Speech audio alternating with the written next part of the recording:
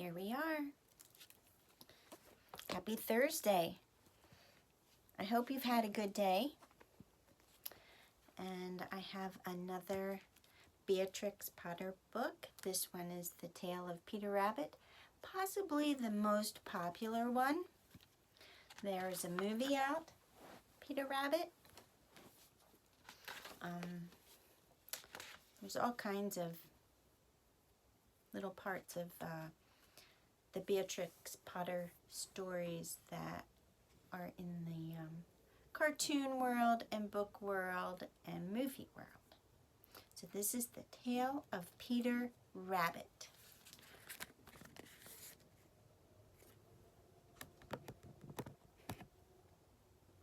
He doesn't look like he's starting out so good. Once upon a time, there were 4 little rabbits, and their names were Flopsy, Mopsy, Cottontail, and Peter. They lived with their mother in a sandbank underneath the root of a very big fir tree. A fir tree is an evergreen tree. Like a Christmas tree is a fir tree. "Now, my dears," said old Mrs. Rabbit one morning, "you may go into the fields or down the lane, but don't go into Mr. McGregor's garden. Your father had an accident there. He was put in a pie by Mrs. McGregor."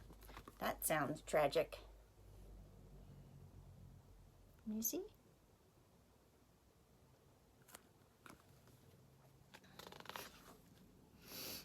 I have a garden, and we have a fence around it because we don't want the rabbits to get in. They love fresh garden greens. Now, run along and don't get into mischief. I am going out. Oh. You see?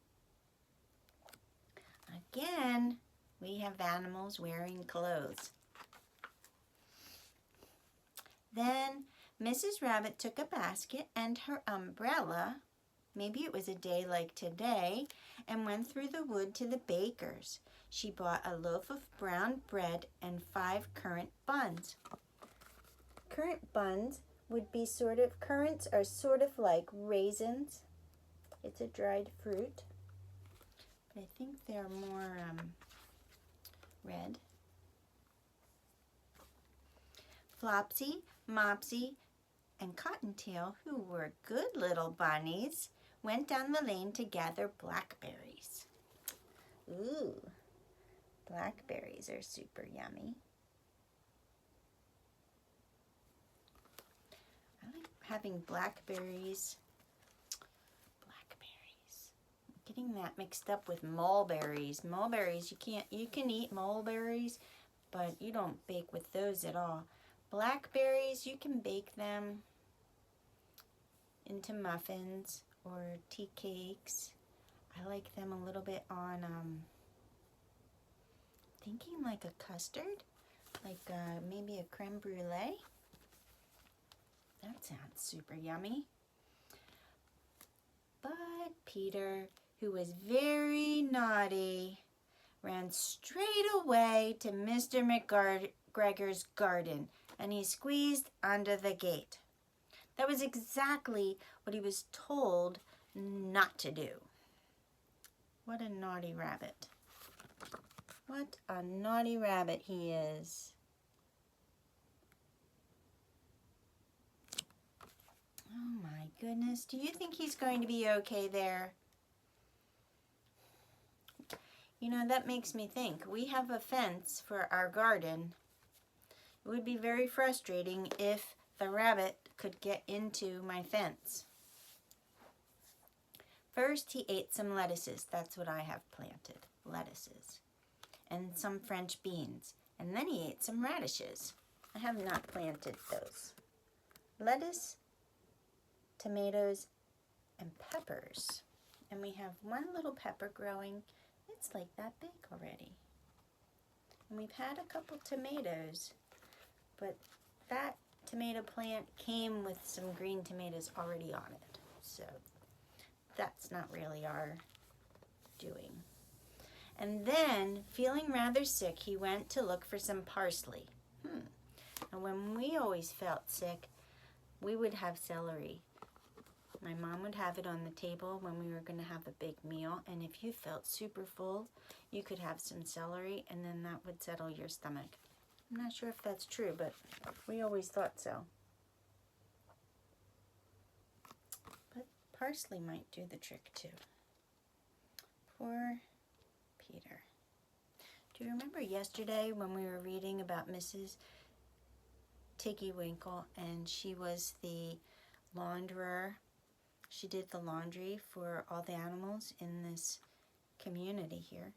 And she was doing Peter Rabbit's. She was washing Peter Rabbit's coat, remember? See the blue coat? But round the end of a cucumber frame, whom should he meet but Mr. McGregor? I'm a little scared for Peter right now. All I know is if I saw a rabbit in my garden, I would be trying to shoo him out right away. Mr. McGregor was on his hands and knees planting out young cabbages. Did you see?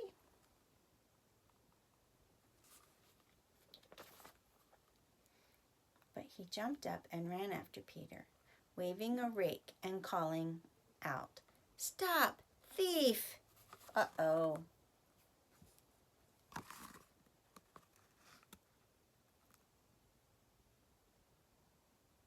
Oh my goodness. Well, at least he's going after him with a rake. Boy, Peter really looks kind of scared, doesn't he? Rabbits can run really super fast, though. Pretty hard to catch a rabbit. Peter was most dreadfully frightened. I'm scared for him. He rushed all over the garden, and he had forgotten the way back to the gate. He lost one of his shoes among the cabbages, and the other shoe among the potatoes. Oh my goodness. That's the cutest little shoe. It's like a baby shoe. It would be smaller than a baby shoe because rabbits are smaller than babies. After losing them, he ran on all four legs and went faster, so that I think he might have gotten away altogether if he had not unfortunately run into a gooseberry net and got caught by the large buttons on his jacket. It was a blue jacket with brass buttons, quite new. He is in a bind. Oh my goodness. Sometimes you have to have the net over the plants so the birds don't get them. And that's what we have actually over our garden. We have a net because there was a bird, a catbird. Mrs. Catbird was getting into our garden eating the tomatoes when they got red. Peter gave himself up for lost and shed big tears, but his sobs were overheard by some friendly sparrows, who flew to him in great excitement and implored him to exert himself. Exert yourself. Try harder to get out, they're saying. Try harder. It's so nice that they were friendly. He looks very discouraged there. Mr. McGregor came up with a sieve, which he intended to pop onto the top of Peter. But Peter wriggled out just in time, leaving his jacket behind. Oh my goodness. I guess that's okay. It would be better to leave your jacket behind than to get caught. And he rushed into the tool shed. I wish he would have just gotten out of the gate. Rushed into the tool shed and jumped into a can. It would have been a beautiful thing to hide in if it had not had so much water in it. Oh boy, a watering can. I actually have a watering can with water in it right now near my garden. So I can imagine if a rabbit jumped in there. Mr. McGregor was quite sure that Peter was somewhere in the tool shed. Mr. McGregor is pretty smart. Perhaps hidden underneath a flower pot. See all the flower pots? I wonder how he thinks that Peter might have gotten under the flower pots. Oh my goodness, that's a silly place to hide. Do you see Peter? Oh my goodness, do you see him? You can just see his ears.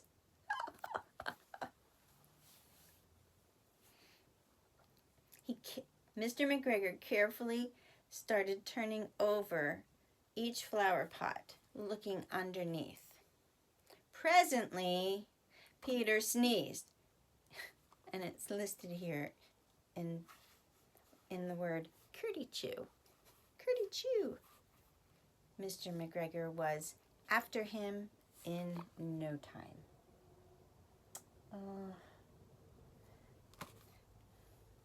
Now he's going to have to get out of the watering can and out of the tool shed. Mr. McGregor was after him in no time and tried to put his foot upon Peter, who jumped out of a window, upsetting 3 plants. The window was too small for Mr. McGregor, and he was tired of running after Peter. He went back to his work.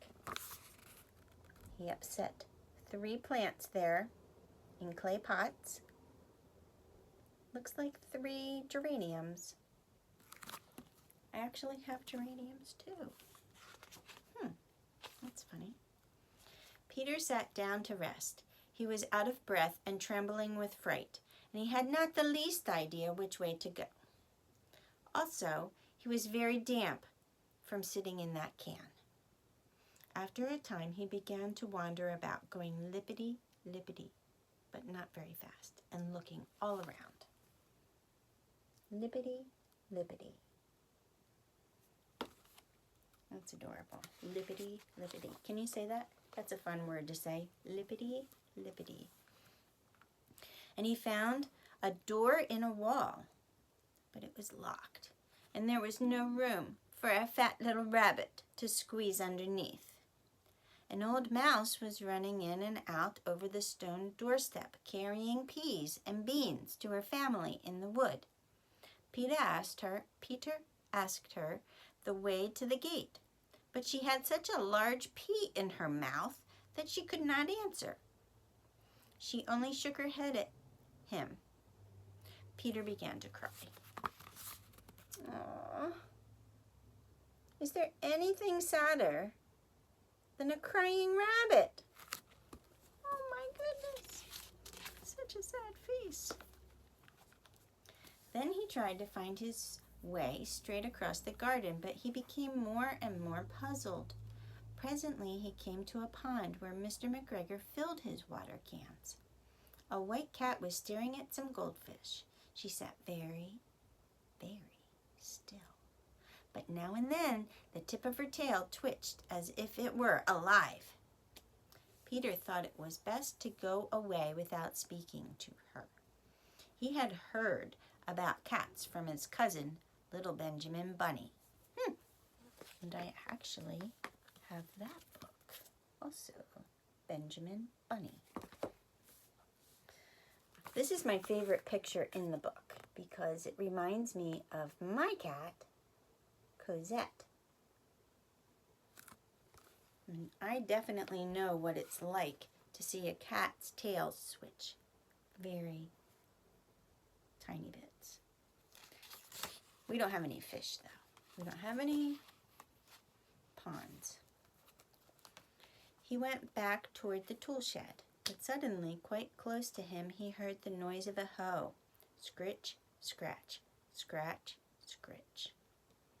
Peter scuttered underneath the bushes, but presently, as nothing happened, he came out and climbed upon a wheelbarrow and peeped over. The first thing he saw was Mr. McGregor hoeing onions.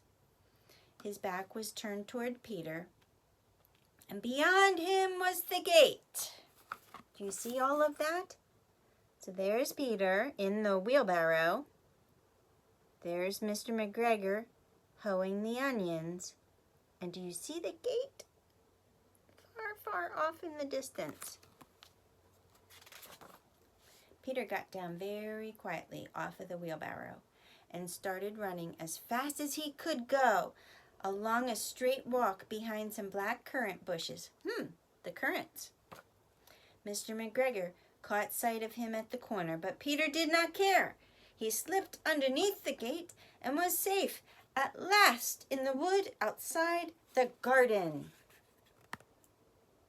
Thank goodness. I think he's safe, but he has no coat.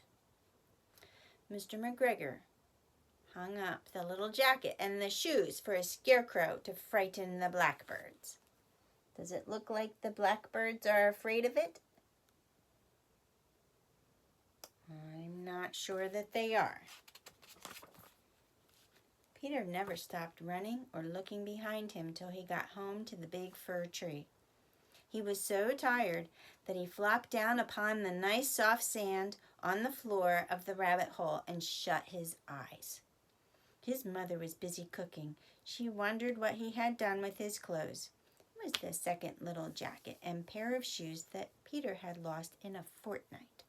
Oh my goodness. Oh, Peter.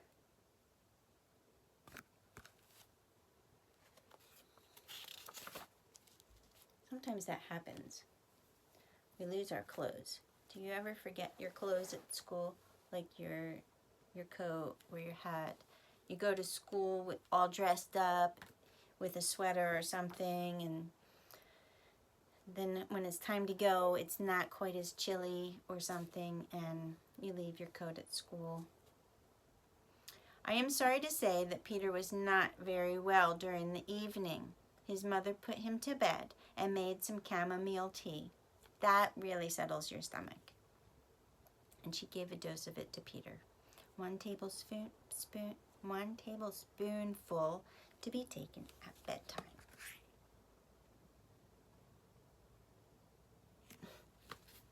Poor Peter. Do you see him there in the corner? He's in bed. His ears are up. But Flopsy, Mopsy, and Cottontail had bread and milk and blackberries for supper. The end.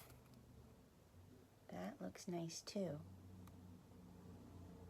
Oh, they're the sweetest little bunnies, aren't they? Sweetest little bunnies.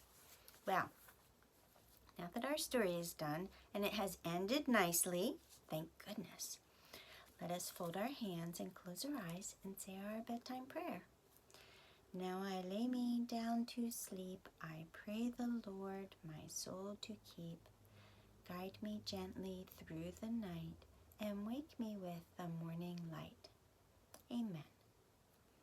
Well, it's Thursday and we have one more night of reading, and maybe I should read Benjamin Bunny tomorrow night, since we heard all about Benjamin Bunny in this story, The Tale of Peter Rabbit. I hope you enjoyed it. I'll see you tomorrow night. Sleep well.